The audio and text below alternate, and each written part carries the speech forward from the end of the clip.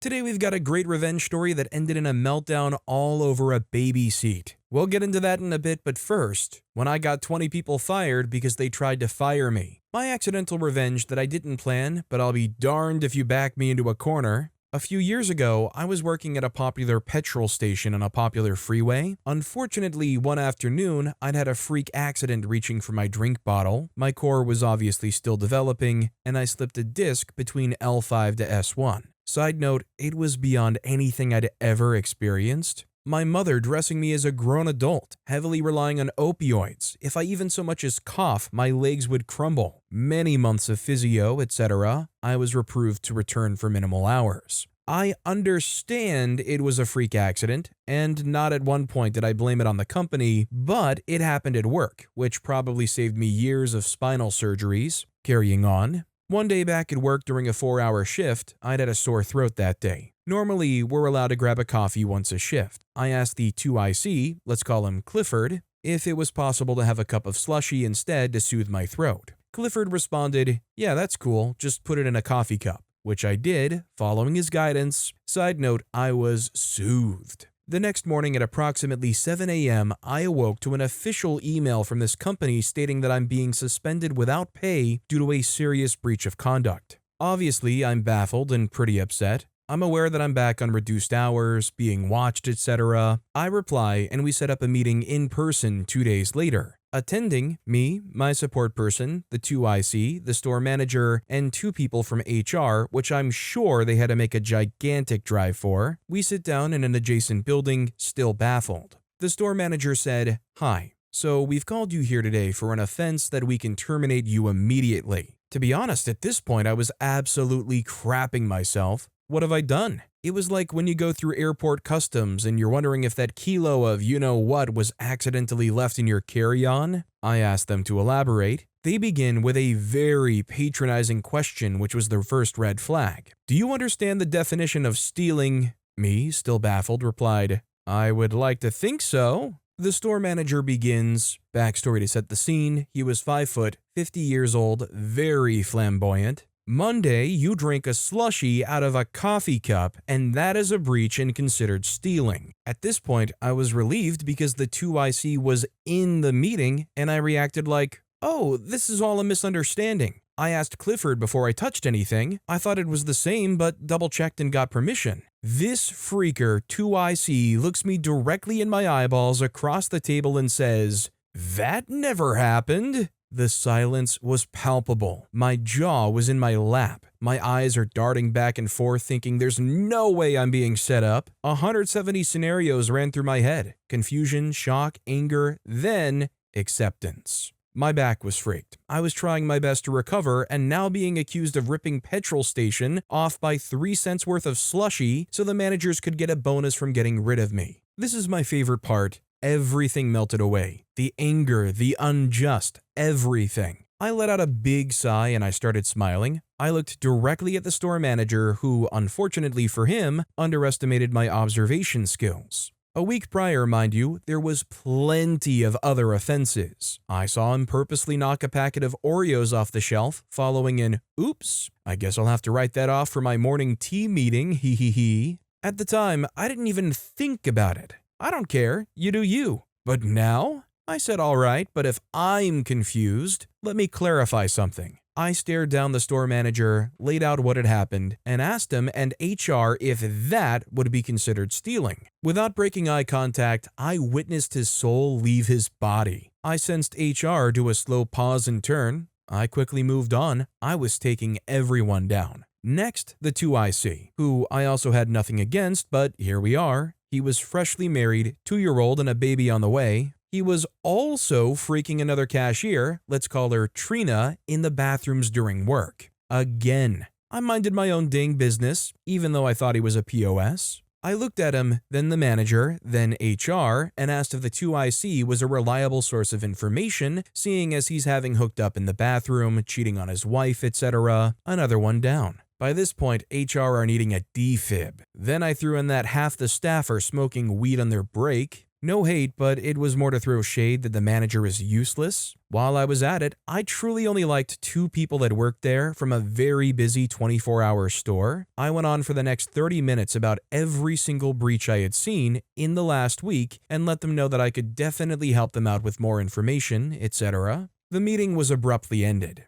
3 days later, I was still offended, but had gathered myself and I thought, freak them. I'm young, I'll move on. HR called me and asked me to come in, and I had absolutely prepared myself to be fired, and I was already mentally checked out, recognizing that there's no way I could go back and play nice with people that threw me under the bus. I sit down, HR are groveling. There's probably some sort of court case I could have followed, but again, I was young and ready to burn the bridge. They offered me a 2IC job. Oh, what happened to Clifford? They tell me that he and Trina have quit because Clifford's wife was trying to pull her through the safety barrier every time she went on shift. Also, they fired 18 people for breaches after going through a lot of footage. This included staff eating expired food, etc. I asked them to give me some time to think about it. I walked back over to the main store. There's my manager in tears packing his stuff up in the office into a cardboard box like some sort of movie scene. I couldn't help myself. I had a spring in my step.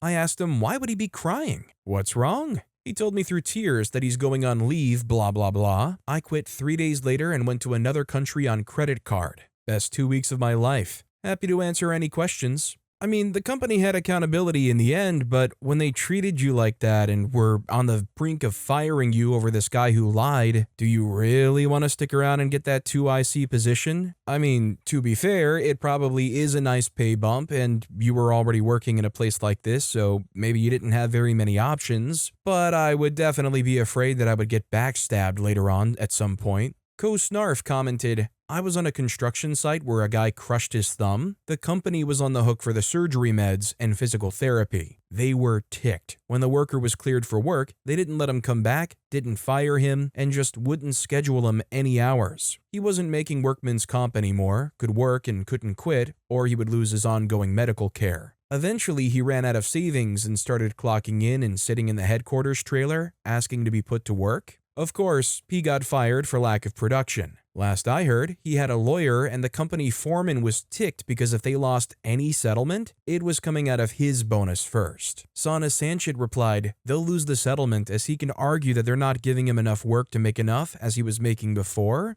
and sue for discrimination as far as I know. That would get ugly really fast. I might be wrong too. Also, hi, I'm Steven, and if you guys enjoy crazy stories of revenge, it would be amazing if you left a like or left a review if you're listening to my podcast. Our next story is, asked me for a job after making it clear we aren't friends. Background, about 10 plus years ago, I went through a pretty lengthy divorce. That's a story in itself. And unfortunately, with many breakups, our friends picked a side. We didn't make any ultimatums, at least I didn't, but our friend group was definitely divided. I would say my ex got most of them because the majority were his friends when I met them, so that makes sense. This meant that I was no longer invited to dinners or plans, and the calls and text messages gradually disappeared. Some unfollowed me on socials, but again, I get it and began to move on with my life and made new friends. There were a couple of exceptions, mainly the wives who I stayed friendly with, but nowhere near BFFs. Anyway, one day before finalizing the divorce, one of those one last chances, I'm at an event that my now ex invited me to. He had even reserved a VIP ticket and experience for me. I'm in the VIP room collecting my credentials and I bump into one of his friends. I said hi and he literally just stared at me and walked around me. Note, this is someone who I took care of their animals when they went out of town, had game nights, etc. Cool. Message received. A couple of years passed, I'm remarried and doing pretty good professionally. Out of the blue, I get an email to my work email from that guy. It started with something like, it's been a long time since we've connected, hope all is well. Then it goes into, by the way, I just applied for a job at your firm and I put you down as a referral. Hope you put in a good word for me. I just sat there rereading thinking, what the freak? I did the obligatory LinkedIn visit and saw that he had been hunting for a while. I sat on it for a while and initially decided not to reply or do anything, but the more I thought about it, I really didn't want to work with the guy and was kind of ticked he tried to use my name and title to get an in. So I called HR and told them there is no way I would refer this guy.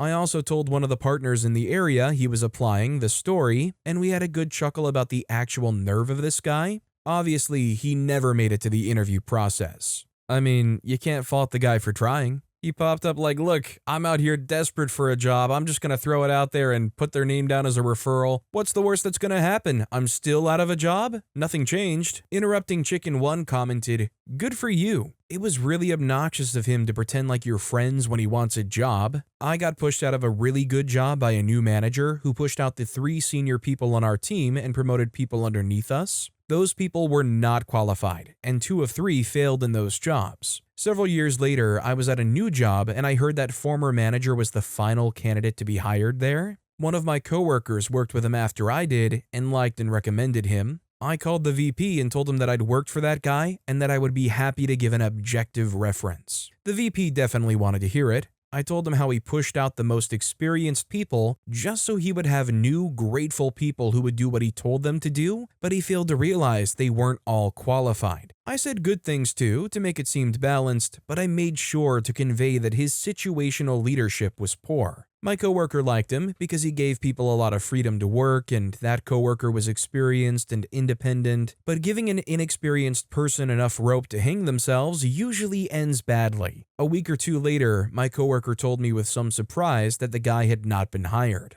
I never told anyone about my review of that candidate to the hiring VP. Years later, I checked his LinkedIn profile, and he never worked for that prestigious of a company again, so I didn't feel guilty. If he couldn't get a job at a great company on his own without my feedback, it wasn't my fault. Our next story is, my boss said my style would ruin the company. He ended up ruining it himself and wanted me to save it. I'm new to Reddit. I joined a few months ago and just found this sub. After reading a bunch of stories, I thought I would share mine. Back in my mid-20s, I worked at a small marketing agency. I handled client accounts and got results, but my boss, Chad, didn't like how I looked. I have visible tattoos, I wear bright pantsuits, I don't wear heels. He told me, your style will hurt this company. Clients want a polished image. A week later, I was fired. I moved on, I started freelancing and later opened my own branding firm. My clients liked that I was real. A few years passed, and then Chad emailed me out of nowhere. His company was losing clients. Their social pages were a mess. No one was engaging. Their stuff looked like it was from 2005. We got on a call. You could tell he hated asking. He kept trying to sound confident, but it cracked. He asked me to help fix the mess.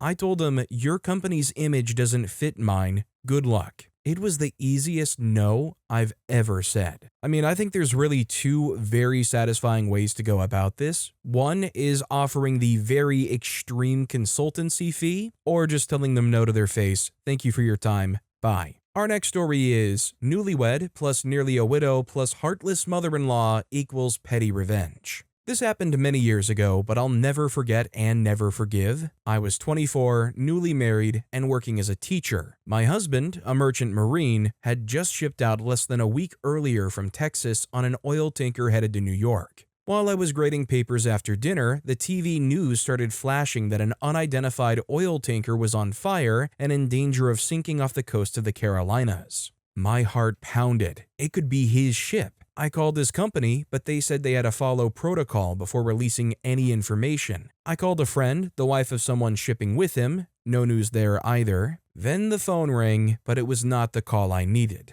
It was my mother-in-law. She asked if I had heard the news. I told her yes, and that I was trying to confirm if it was his ship. I told her I was worried because the timing matched his ship's route and his company gave me no information yet. I told her I would let her know as soon as I learned anything. Her response, in the coldest, most matter-of-fact tone, she said, "Oh, well, if something happens, who's going to pay for the funeral now that you're married?" I was stunned. No concern for her son, no comfort for me, just a completely emotionless comment about money. It took a few moments of silence for her question to sink in. Without a word, I quietly hung up the phone and then swore like a sailor. In those moments, I realized exactly what kind of person she was. After hours of alternating between cold fear and not-so-silent fury, I finally heard from my friend, it wasn't my husband's ship, he was safe. Here's where the petty revenge came in. I never called mother-in-law back. I let her wait throughout the night. I let her find out about her son the next day from the news,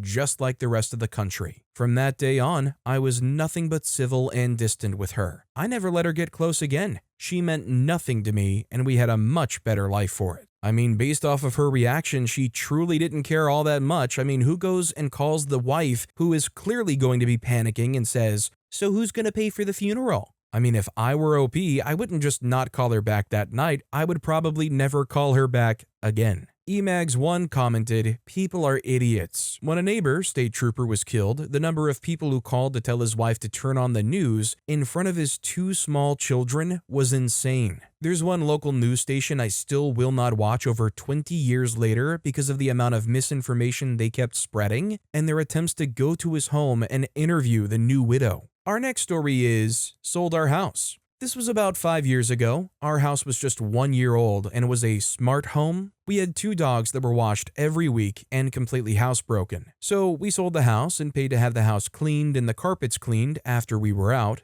Move forward about 3 weeks and we received a letter from the couple that bought our house. They basically said that the carpets smelled like dogs so bad they couldn't let their newborn crawl on the carpets. They went on to say that they pulled up all the carpet in the house and they think we should volunteer to pay for it since they have a newborn. They wanted $10,000. At first, I thought it was a joke and called my realtor, who had been there many times. She said that that was absolutely ridiculous and we were not obligated to give them a dime. Instead, my husband decided to quietly pay them back. As I mentioned, it was a smart house and he still had the app to control the AC and lights to the house. He would turn their heat up at night and turn the AC down during the day. Not too awful, but just enough to make them uncomfortable. It was the perfect level of petty for greedy people. As somebody who lives in a very hot climate, and understandably, very recently, almost everywhere in the world is talking about heat waves, I feel like this is a pretty effective revenge. Anybody who's ever messed with a thermostat and lowered it, but somehow the temperature still feels like it's not dropping, knows exactly how effective this revenge is. Our next story is changed seats when I checked in for our flight.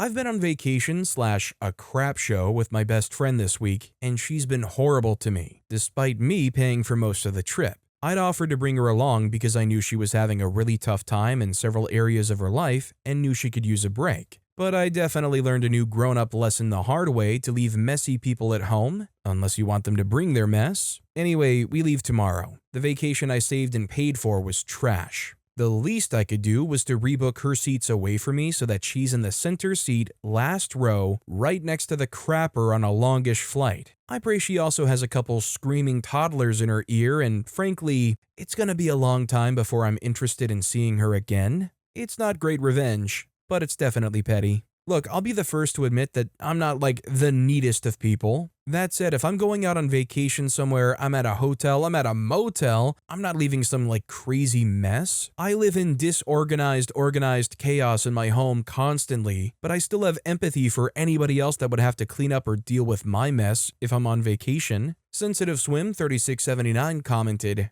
"I'm curious, what made the trip so awful?" OP responded commenting, "She started grilling me about my relationship and was extremely worried that I don't trust my partner. I have a phenomenal relationship with my partner, whom I love deeply. I try to gently redirect the conversation, to ignore her, to get a little vulnerable. None of it did any good, and in the process, she just got really high, started screaming at me, and stormed off. I let her go, but I don't spend time in chaos or allow people to treat me that way anymore. Thanks, nope.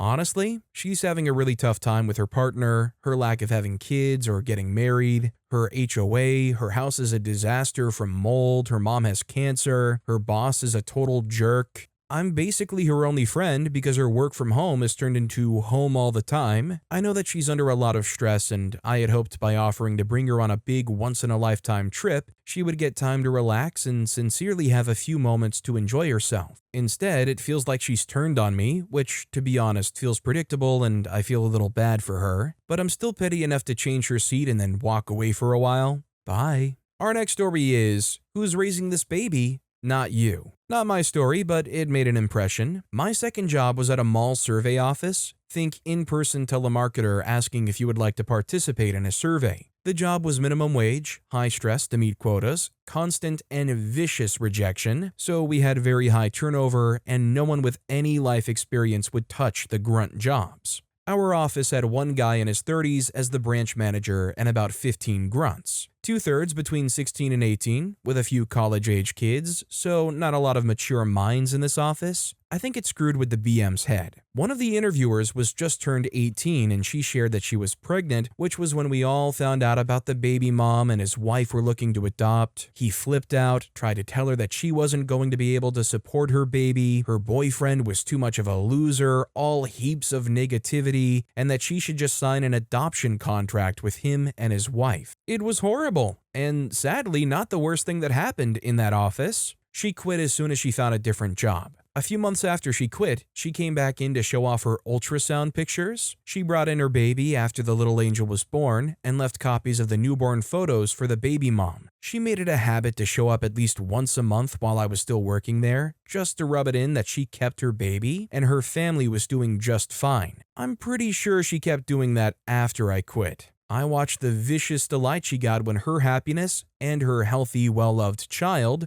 made the BM lock himself up in his office. After all, we had quotas to make and she was willing to take a survey. You know, I just realized after the fact I said baby mama, and it was actually branch manager, and for some reason my mind just went, oh yeah, BM, baby mama. Just take everything that you heard when I said baby mama and think branch manager, it's the guy, it's the jerk. I guess if anybody deserves constant and vicious rejection, right now it's me. Our next story is, don't manifest crap. So this happened a few months ago. My girlfriend, 31-year-old female, and I, 33-year-old female, got home from a friend's house super late. Midnight, 1-ish. We always do one last walk of the dog before bed, and I took him that night, happy to do my normal loop down our road and up the next. A quick walk with some very cute yards. Now, we're both very attentive about picking up his poo, having the little bag dispenser on his leash and all. Midway through our walk, the boy craps, and of course, I bag it and we continue. We're about 5 to 6 houses from where he did his business and almost rounding the corner to start back onto our own street when I hear a car coming up behind us.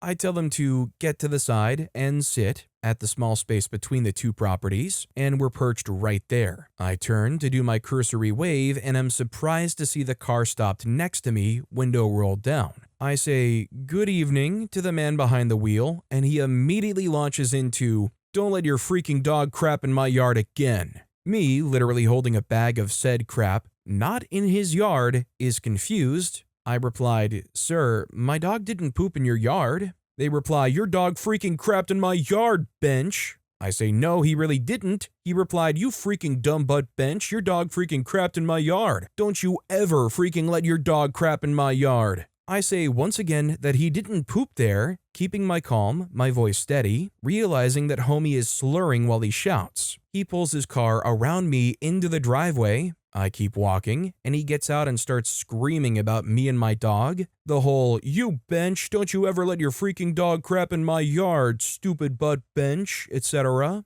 I keep walking, but as I'm midway at the next house's yard, without turning, I take that bag of crap that I've been carrying and I toss it over my shoulder, hearing the satisfying plop of it landing in his driveway. He kept squawking. I kept walking. I'm still proud. You were so convinced that my dog crapped in your yard? Let me help you out and turn it into reality. I mean, all of what OP had here was really good, and I was really happy to see them kind of de-escalate and try to move on until the very, very end where they gave the guy exactly the fuel they need to, I don't know, try to report something. I guess the cops probably wouldn't be too interested in getting involved in a dog poop crime. Emotional Spare 4642 commented, "Slurring his words and driving? I'd have called the cops then and there and taken a picture of him in the driver's seat." Side note, my best friend from college suspected her boyfriend of cheating, so she hopped in the car with their puppy. On the way, baby dog happened to crap in the car. When she got to the other girl's house and found them together on the porch, my friend took the puppy crap and threw it at him, no bag involved.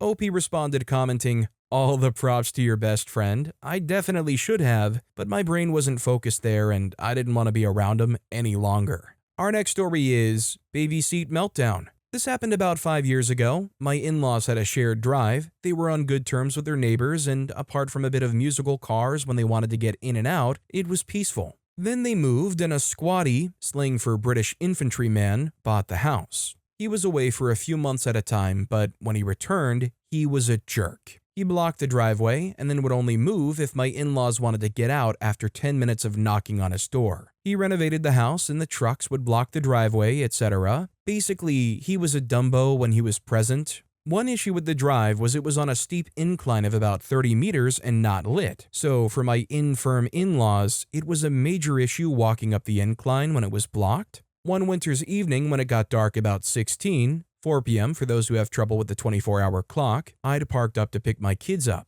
The driveway was clear, and I thought he was on deployment. I was in the house getting my toddler and my baby ready to go when we hear a loud crunch outside. We find that he reversed his car at speed up the driveway in the dark, but didn't see my car. The car wasn't a wreck, but obviously needed work. He was ticked off and tried to put the blame on me for blocking his drive, then said he didn't want it going through his insurance and he would pay for any damage personally. I was fine with that. I got a quote and called him a few days later. Now, in the UK, they seriously advise that you replace any child car seat after any collision, as the integrity and safeties of the seat could be compromised. He was fine with the quote for the repair work, but when I told him about replacing the car seats, he kicked off good style. Accused me of ripping him off and taking the pee. I lost it a bit and went off at him for driving at speed when he couldn't see and my kids or in-laws could have been there on the drive. He hung up. So I went to my insurers, explained what had happened, gave them his details, and let them take it from there. First thing they did was replace the child seats, then they wrote off my car, and I got full market value for it. His insurance premiums went up, and I had the satisfaction of parking my new car, with hazard lights on, just in case he couldn't see it,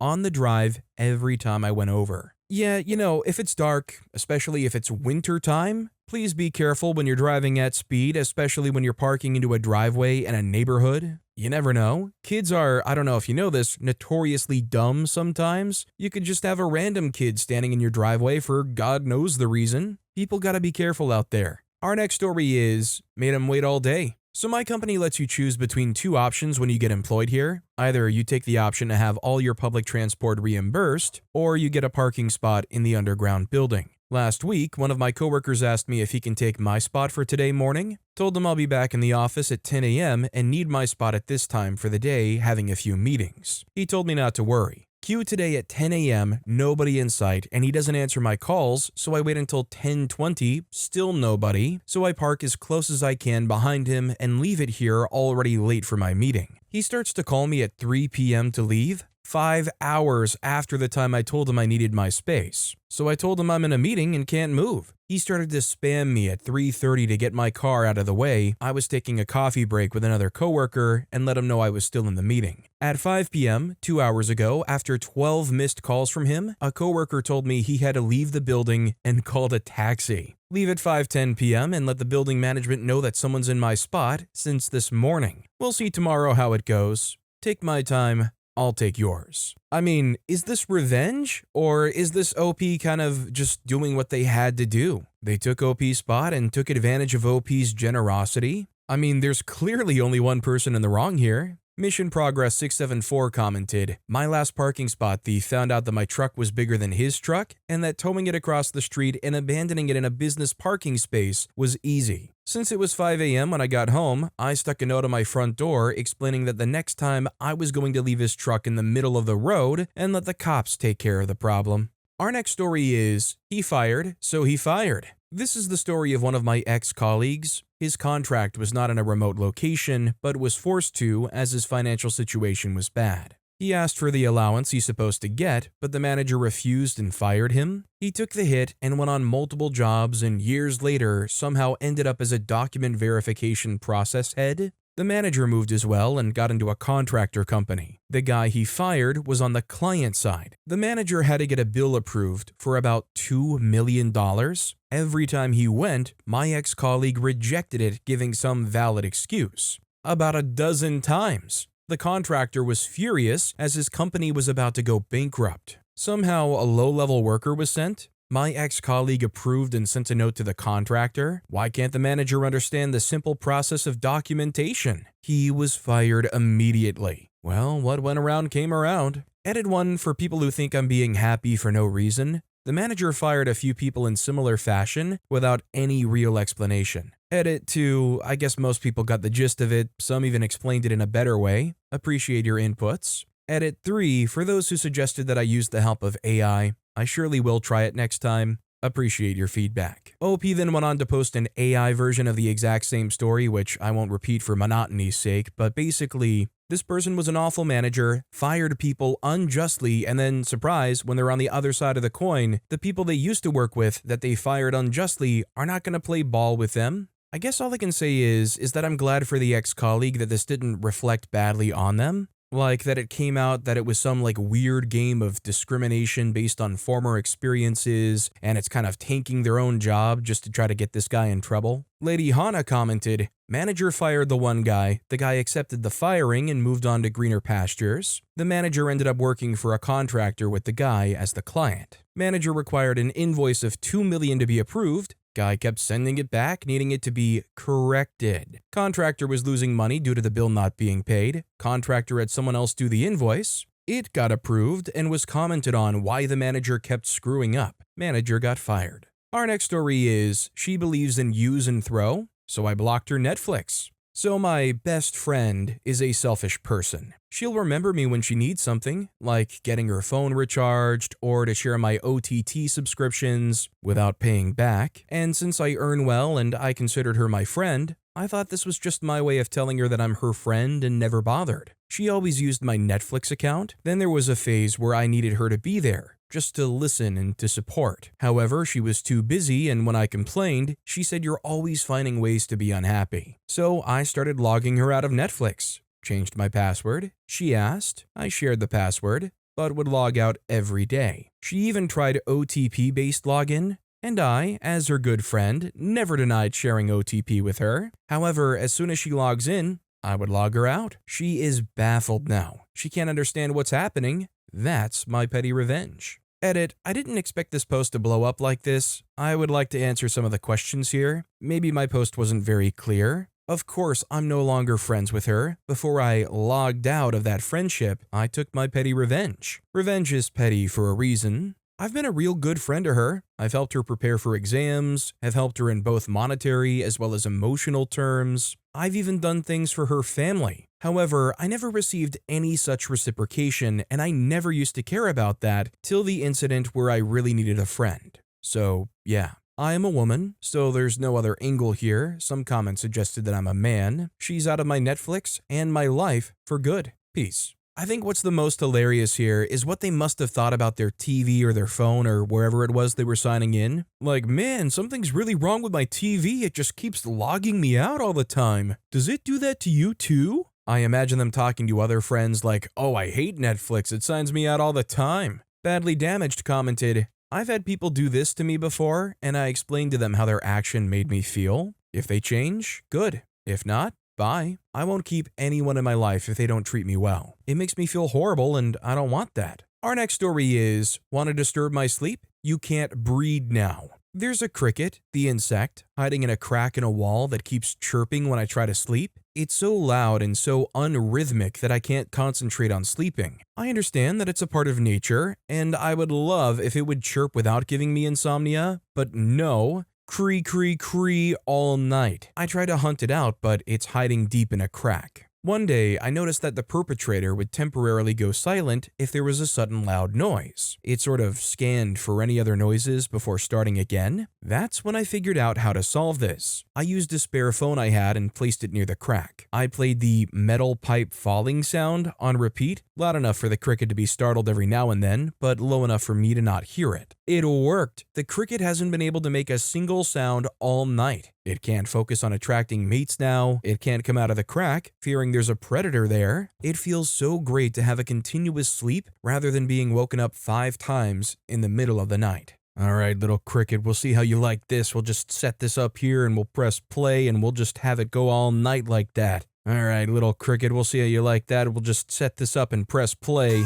You better stop trying to reproduce now. Chickadee12345 commented, "They can be very loud. One time a cricket got into my house and climbed into a soda can I had sitting in a small bin with other recyclables. The can really amplified the sound. At least he was easy to locate. I ended up just putting the can outside so he could live his natural cricket life." Our next story is, "That's a nice spotless car you got there." So I was on my way home after spending all day in the heat walking with friends and family. I decided to stop by the gas station after learning the day before this specific gas station chain had this new ice cream I'd fallen in love with. I was exhausted and sunburnt and needed something to cool me off. Cue the jerk in the BMW. As I turned into the parking space to prepare my car to back into one of the spots, this brand new looking gray BMW comes in out of nowhere in a high speed and throws himself into the parking spot I'm about to pass by, which was a handicap as well, and I had to slam my brakes. I'm talking about less than a meter space between our cars. I had to put my car in reverse just to get the space to move around his car to get to the spot I was aiming for.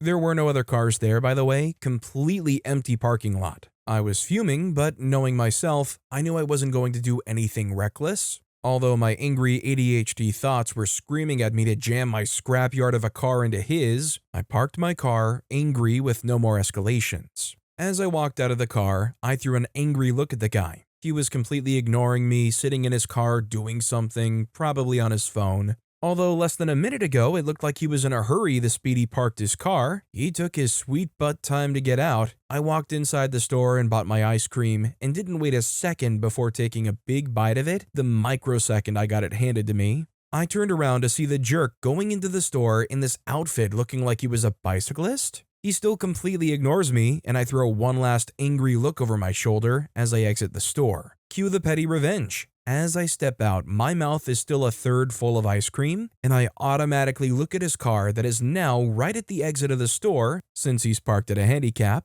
the car is spotless. It looks like it could be right out of the car dealership or car wash. I gather all the saliva I can and take a half second to make a nice mixture with the ice cream, and then I do it. I throw the full force of my face muscles and spit that crap out onto the hood and front window where the driver sits, and just walk to my car and drive off normally like nothing happened. I don't look back to see if the guy saw or look in the rear window. Of the little I learned about the guy from his attitude, car, and appearance, I hope he felt the same rage I felt, and I hope he loses sleep over the audacity of what I did to his prized car, because for once, I will sleep well. Let me show you where the rocky road for your little trip back is, Hawktua. Boatstrings commented, "We all want to know what flavor this ice cream is." OP responded, "A new ice cream that came out this year in my country, roughly translated to blue raspberry blizz. A blue creamy ice cream tasting like raspberry and with a red fruit sauce that gives the extra fruit punch, and the final punch is the small white balls of sour candy. You're going through a roller coaster of tastes, and I love it. Addicted from the first taste. And because of the strict food rules in Norway, I don't have to worry about the shady stuff in the ice cream. Just makes me want to eat my body weight of it." Our next story is, "My guest treated the property like hers." I've been renting out a detached guest house behind my home for a couple of years now. It's a quiet little unit with a private entrance and a tiny patio, just enough space for 1 or 2 people. I live in a fairly quiet neighborhood with older neighbors who love their peace and quiet, especially in the evenings. It's not a party area at all, and I make that clear in my Airbnb listing. I specify no parties, no loud music, and quiet hours start at 10 p.m. sharp. I even bolded it in the check-in instructions. Most guests are respectful. Some even leave thank you notes or folded towels. Lila booked a 4-night stay saying she was in town for a relaxing solo trip and maybe brunch with friends. When she checked in, she was super bubbly. It was the kind of fake nice where everything is literally amazing and every answer I gave got a "you're so sweet." I showed her around and reminded her of the quiet hours. She smiled and said, "Oh, I totally get it. I need the quiet too." That first night, around 11:15 p.m., I started hearing laughter and clinking glasses through my bedroom window. It wasn't blaring music, but their voices were loud enough to keep me from sleeping and the other neighbors. I checked the security cam feed at the gate entrance and saw 3 women in the guest house patio area, drinks in hand. I knocked on the fence gate to get her attention and politely reminded her of the 10 p.m. quiet hours. Lila acted shocked, saying, "Oh my god, is it really that late? We're just catching up, you know." we'll keep it down. They didn't keep it down. Not wanting to start a guest host war, I let it slide for the night. The next day around noon, I noticed she had moved 2 of my potted plants off the guest patio and into my garden space, right into a decorative flower bed. These were ceramic pots I'd planted myself, and she just dragged them around like they were her own decor. I walked over and asked, "Hey, did you move those pots?" She replied, "Oh yeah.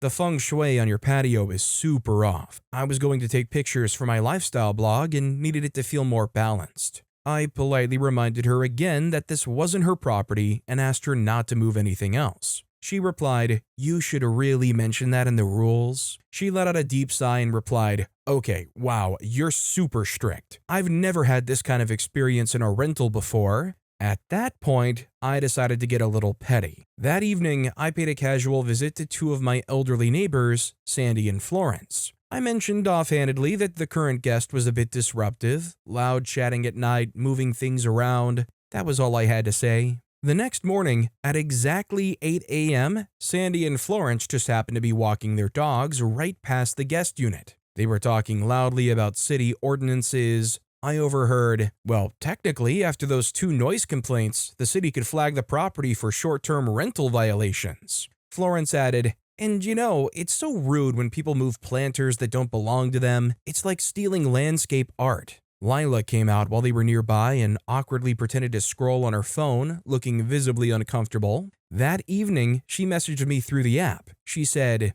"Hey, I think I'm going to cut my trip short. Can I check out early tomorrow morning?" I replied with a friendly, "Of course. Let me know if you need anything before you go." She was gone by 7 a.m. the next day. I guess it helps to have good neighbors that you can rely on. Not that I would know anything about that. Just kidding, my neighbors are fine. Harlem commented, "Why would a short-time renter with poor manners care if the property were flagged for violations?" Whole story sounds a bit artificial. Our next story is, sorry, it's not in my job description. Several years ago, I worked a sales job I hated. I was brand new, barely given any training, like half a day to learn how to operate their system. One of my coworkers who sat next to me was one of the top sales reps in the department. The purpose of sitting a newbie and someone like her together was so the noob learns, but teaching junior reps is technically not in her job description. This leads me to a day I have a potential sale on the phone and I get stuck on product knowledge due to my newness. I asked her a simple yes or no question and she tells me, "Sorry, it's not in my job description to help you." I ended up trying to find someone else for help, and by the time I got the answer, the prospect had already hung up. Shortly afterwards, I left that company and found my footing where I've currently been nearly the last decade.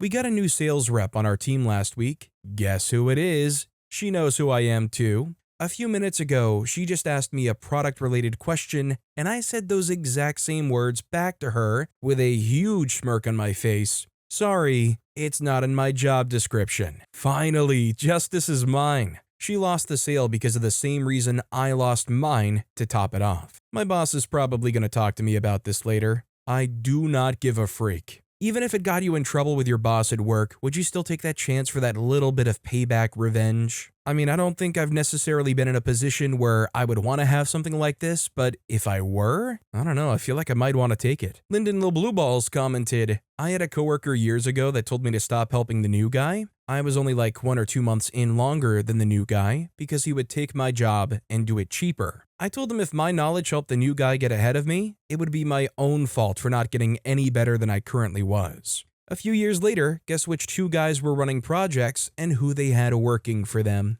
Our next story is, woman parks in handicapped ramp, has to wait for me to lower grandma and set up her wheelchair. Gran had a few surgeries recently, meant she was laying in a hospital bed for a while. Having trouble moving, hasn't been able to go to the bank to take care of some things, so I offered to take her. When we got there, parking was an issue. Small bank, not nearly enough parking. I did a few laps to see if there was any parking, let alone one with enough to lower the wheelchair and carry Gran to it. Eventually, I decided to just lower her and park far away. I do another lap to reach the handicap spot and ramp, and someone's parked there. I'm tired of doing laps and that's the only ramp, so I park behind the dame and calmly lower and set up the wheelchair and help Granny to her chair. I only slowed her down by like a minute or two, but I hope she felt at least some shame. Am I alone in saying that if somebody parks in a handicapped ramp like that, they deserve to feel a little bit more than just some shame? We need like a mugshot registry for people who park in handicap spaces like this willfully. Mother of Crowlings commented, "There are 3 handicap parking spots at my kid's old school that were constantly being used by parents who were just going to be a minute. One day, I arrived to pick up 2 of my disabled kids, third one in the van with an aide, and all 3 spots were taken by parents with no handicap placard. So I parked behind one and left my aide with kid number 3, came back 5 minutes later with kid number 2 to find a very upset woman arguing with my aide to move the van because she had to go to work. I asked her if she knew she was in a handicap spot. She confirmed she did, but she only wanted to see her kid for a few minutes. I told her she's not allowed to park there ever, not for 2 minutes, nor for 2 hours. She demanded I move my van, which I did, after I took my time finding kid number 1 and chatting to his teacher, then carefully loading my kid in. Sporadic Tendencies commented, "Take that to the school and make sure they're aware of parents misappropriating the handicap spaces. Make sure they convey the severity of the impact and that anyone with a handicap pass who's inconvenienced will call local authorities to have fines issued." Our next story is, boss was a jerk, got revenge years later. This is an old story, but I love telling it. Years ago, I was working in tech at my first real job. One day, I found out there was a reorg and I would be reporting to a new manager. Prior to the reorg, my new manager and I had been peers, so I was ticked that I hadn't been given a chance for the promotion. I asked my original manager, let's call him Jerk, now my boss's boss, about it, and he replied, "You were out sick and we had to make a decision." I was like, what? I literally missed 1 day of work and that's why I didn't even get a chance at the promotion? I knew that wasn't the company for me and ended up finding a better job a couple of months later. Several years and jobs later, I was in a senior management position and we were looking for a VP of engineering. The CFO was conducting the search and he came to me and said, "Hey, didn't you work for company X?" I replied, "Yes." "Okay, we found a really good candidate for our VP position. Do you know him?" Turned out to be Jerk. I said, "Yes, I know him, and I think he would be a really poor fit for our organization." I was fairly well respected, so the CFO took my opinion seriously, and they did not move forward with Jerk. Luckily, I wasn't sick that day. I mean, you can shout that from the rooftops. That is not a company you want to work for long term. There was a promotion up for grabs, and they just made a whim, one shift, randomly, because OP wasn't there, they just don't get a crack at it. I mean, what kind of business is that? I imagine the team meetings are like just random people gathering around a table and going, "All right, so should we like try to figure out how to make a profit or do something or lemonade stand or what? I don't know, maybe put that guy over there in charge and let him figure it out." "Yeah, okay, that sounds great." Ace's Wildfire commented, "I did something similar years ago. The job I got right out of college was just supposed to be resume building and getting some experience, but I ended up stuck there for 5 years. 4 of which under the same jerk boss. He liked to micromanage and passively aggressively point out issues. Our personality types just didn't mesh, which is one of the reasons I was very surprised I actually got a mild promotion a year before I left. Turns out they just liked my degree. Either way, I finally leave that company for a better one. A year or 2 into that, I hear my boss behind me talking to her boss about hiring a team lead. I hear the name of my old company and turn around to find them both looking at me. "You used to work at old company, right? Do you know old boss?" I have a mild panic as I tell them he's my old boss, but when they asked my opinion, I actually declined to answer because I was biased against him. They dropped it, but my boss came by later to ask again, so I told her about his behavior and she had this thing about empowering her employees to be better, so I told her he wasn't an empowering boss. Come to find out he had passed the interview with flying colors and they were just curious what kind of fit he would be for the team. My boss told me that she didn't need someone like that and they didn't hire him. But imagine if she didn't ask and I showed up one day, him sitting at the empty desk in front of me, my boss again? Terrifying thought. Our next story is, got her fired before she could get promoted.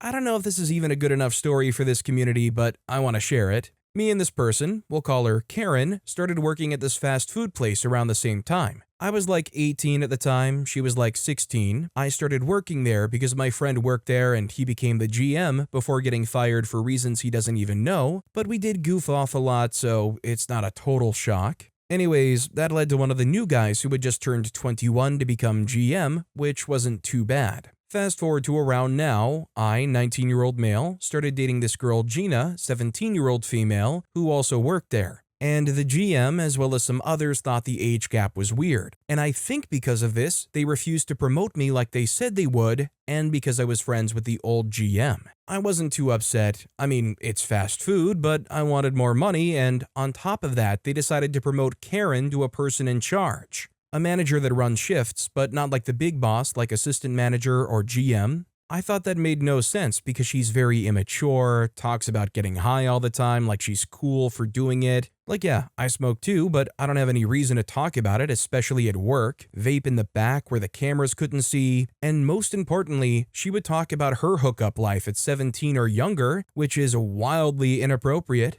I'm pretty sure she was only promoted because she had recently turned 18 and they needed more PICs. On top of that, her and the GM, now like 23, started getting really close, and not like romantically, but to the point where they would go to restaurants together at like 4 a.m. alone while he had a girlfriend. This was after he was talking about me and my girlfriend's age gap being weird, but whatever. So admittedly, I was frustrated with that decision, but still didn't really care all too much. One of Gina's friends started working here, Heather, and eventually got promoted over me too because she became such good friends with Karen. Me and Gina talked about how it made no sense because she was new and I was clearly more qualified. Gina then tells Heather that she's happy for her promotion, but it seems like she only got it because she's friends with Karen. Heather then tells Karen, who starts talking crap on me and my girlfriend, but mainly my girlfriend, saying she needs to grow up, which had us both mad because this was coming from the weed-smoking, hooked-up life-sharing pick-me girl who messes around on her shifts and plays cards and Among Us in the midst of a shift. But even then, I still didn't care too much, just thought I would put it behind me and be the bigger person. Eventually, they needed another assistant manager because the higher-ups needed more people to take care of the store and stuff. So they tried to promote Karen, but she's so bad at her job that she failed. So instead of saying, promote someone else, the GM said that they were just gonna retrain her, which is just stupid. I was really thinking of quitting because I didn't want her as my boss, and the fact that the GM was so biased towards getting his little Discord kitten promoted was peeing me off because it's ridiculous. One day, me and my girlfriend jokingly said that we should take a video of her vaping and send it to the regional manager. This is the person above the GM who's corporate, so they are very about the rules. Vaping in the store at all is a fireable offense, but people have gotten in trouble for it before and only got a slap on the wrist. Jokes turned into reality as the next thing we did was get a video of her vaping in the back in 4K. The plan was that she would just get demoted or just not become the assistant manager, as corporate wouldn't like that, and they already didn't like her because of her being so bad at her job. I'm normally not a snitch, and I don't care about vaping in the store at all, but I disliked her so much and wanted her demoted so bad that I sent the video to the regional manager with a whole paragraph of BS saying it's unfair and all that. The regional manager responded, saying that she would handle it and hearted the message, which I thought was funny, showing how she wanted something to get her out. A couple of days later, she was fired and I had unnecessary amounts of euphoria. She suspected we had something to do with it, but she doesn't know for sure. Now she works at Walmart and she looks miserable as she's not just doing nothing and getting paid $20 an hour anymore, and I love it. Great, leave the soul-sucking fast food job where they managed to get into a very cushy, nice position of doing nothing for $20 an hour, and go to the, I assume, even more soul-sucking Walmart level job. Unimaginative person commented, "If this is a corporate store and not a franchise, you should be prepared for more." I worked in corporate fast food at one point, an issue where a store manager is heavily supporting an employee who has now been proven a poor choice causes all sorts of things. First of all, the store manager's opinion of employees will no longer be trusted. Second of all, your store will have a series of secret shoppers over the next 6 months. I recommend that you follow most rules, especially those visible to customers. Visibly help other employees when they're having issues, and never look idle when someone is in your store. I cannot tell you how many promotions came from secret shoppers sent out in such a situation. Good luck. But with that being said, that's all the time we have for today. Now, if you want to hear another absolutely crazy revenge story, check out that video on the left. Or if you missed my latest video, check out that video on the right. That said, I'll see you all next time with some more stories.